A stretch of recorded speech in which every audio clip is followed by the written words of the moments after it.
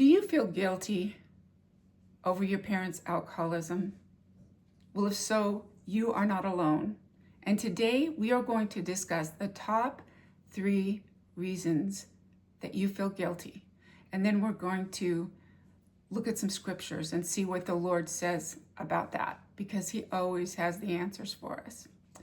First of all, you feel guilty over your parents' alcoholism because you were trained to feel that way.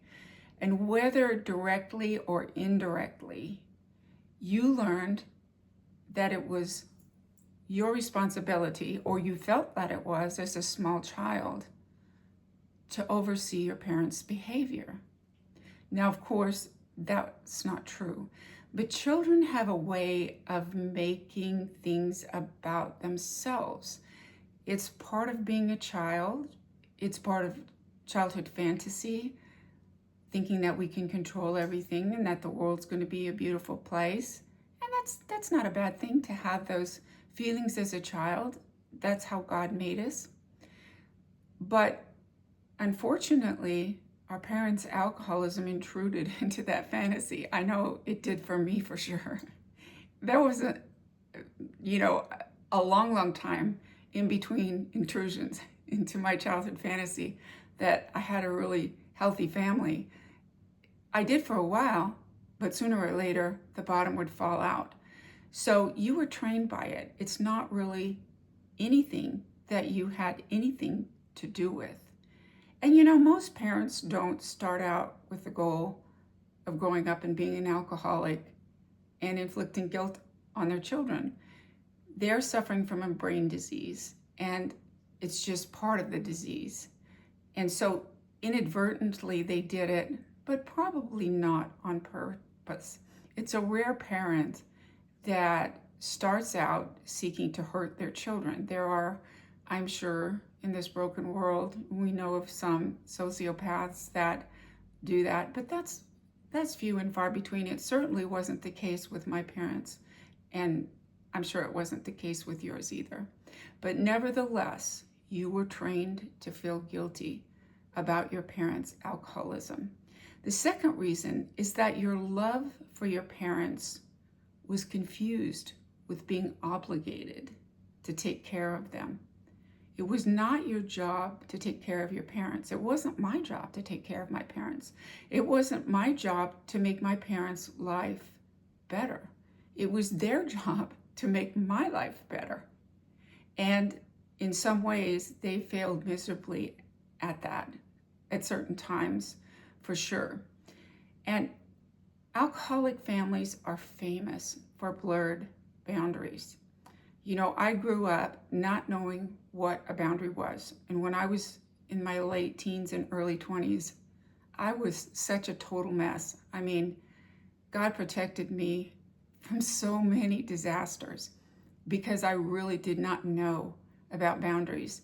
And some children that grow up like I grow up very kind of cautious and not trusting people. Well, I was the total opposite.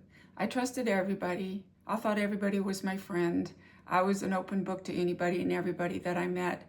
No, that's not a good way to be either. Of course, there's balance, but alcoholic families are just not known for having healthy boundaries. So parents don't teach healthy boundaries to their children, and things get very confused. So that's the second reason that you feel guilty about your parents' alcoholism. The third reason is that guilt protects the fantasy of control. And when I first learned this one really rang true with me. Again, because I lived in a fantasy world, for sure, part of the time, if not more than half the time, because my real world was so overwhelming and at times violent, very chaotic. And as a child, I didn't know what to do about it. So I just went on into fantasy. I remember being very young. I know I had to be maybe 5, maybe younger, probably not, but I was about that age at the address that we were living at. So I know I was very young, and I was in the living room of the house that we were living in, and there was some kind of commotion going on between my parents, and I remember thinking, maybe I should help my mom clean the house.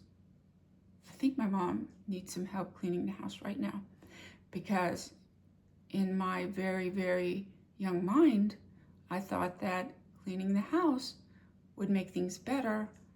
Thus, I would have some control over the situation and I could change it. When, of course, it wasn't mine to change.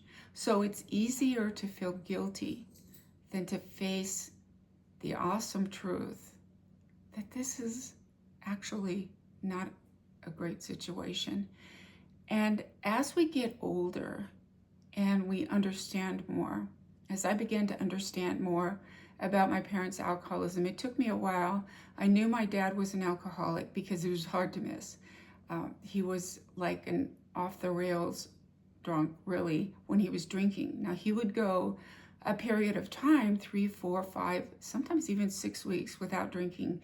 And, you would sort of take a sigh of relief and think, maybe everything's going to be okay. Well, it wasn't, because he never addressed the actual alcoholism. He was doing what he would later tell me was white-knuckling it. He was just not drinking. And his behavior definitely was better, but he was still very remote. He wasn't exactly what I would call a nurturing father at that point in time. But sooner or later, it went off the rails again. So it wasn't hard to tell that he was an alcoholic. It was a little bit later before I really came to terms with my mother's alcoholism, because she was so functional. Never missed a day of work, never missed a bill, never missed an obligation. Was extremely proud of that, and sort of used that as a ruse to hide her alcoholism, to say, well, I'm highly responsible and I hold down a really important job, which she did, and I take care of my life. I'm not like your father. And that was true.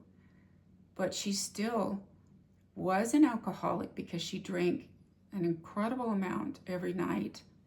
I don't know how she got up and went to work the next morning, honestly, but she always did. But she drank a lot, and I was actually in my early 30s before I kind of came to terms with the fact that, wow, she was an alcoholic too. And part of that was not wanting to face it, sort of even as an adult wanting to live in that fantasy that she wasn't an alcoholic. And by that time, my dad had found recovery. So, my world could be pretty good if I knew my dad was in recovery and my mom wasn't an alcoholic. And ironically, she never recovered. My dad did. Twice. It took a couple times. But he did recover, and he died sober, if you don't count the fact that he was really enjoying his morphine at the end. But he did die sober. So I'm very grateful for that. And my mom is home safely now, too. So, guilt is a very normal part of growing up as an adult child of an alcoholic.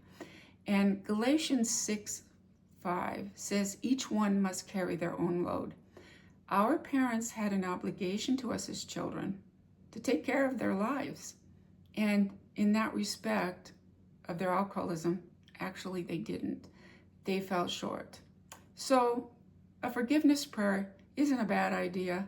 Listen, I have said so many forgiveness prayers for my parents, and I still say them because I just want to be sure there's no lingering resentment in my heart towards my parents for anything that happened, because I love them and I forgive them, and they're home with the Lord now. So again, it's sort of a moot point, but I don't want there to be any resentment in my heart towards them for their shortcomings, because they were struggling with a brain disease in some instant. Well, they really weren't responsible for the fact that they had the disease. They were responsible for the fact of their recovery. And for a long period of time, my father did not recover. He was responsible for that. My mom was responsible for the fact that she never chose recovery. That part they're responsible for. They're not responsible for the fact that they actually have a disease. Kind of gets confusing sometimes, but that's the reality. But Galatians 6:5 says each one must carry their own load. And as parents, our parents fell short. They really did. The good news is that it doesn't matter. God still has a wonderful plan for our lives, and he still wants us to be healed and whole. And it says in Isaiah 42, verse 5, that he will not quench a smoldering wick, and he will not break a bruised reed. He is there to heal us. He's there to encourage us. He's there to help us. And Psalm 147:3, it says he binds up the brokenhearted and he heals all their wounds. And I can tell you that there is not a wound that I can think of between my parents and I that the Lord hasn't healed. He has been so good, and he's got healing for you too. I promise you, it's there. He wants you to be healed and whole. One of my favorite verses in that respect as well is Joel chapter 2, where the Lord talks about restoring what the cankerworm has stolen and the locust has stolen and all of the insects that came to devour the crops. The Lord talks about restoring those crops to us. And that's such a comforting passage. The Lord wants to restore everything that has been stolen from us. And he can, only he can. There's no other hope for anything like that besides him. But he definitely can. He will walk with you through that process. And that's what we're here for at Faith Forward Coaching, is to help you on the healing journey. There's a free document that you can click on the link below, and it will walk you through 3 steps to just surrender anything you're struggling with, in particular maybe a loved one's drinking or addiction, but it can be any problem. You can also schedule a 20-minute discovery call with me, and I can walk with you through that process as well. I'd love it if you would reach out to me in the comments and let me know what's going on with you. Leave me your prayer requests. I absolutely will pray for you. And I'll be thinking about you till next time. Can't wait to see you again. Bye for now. God bless.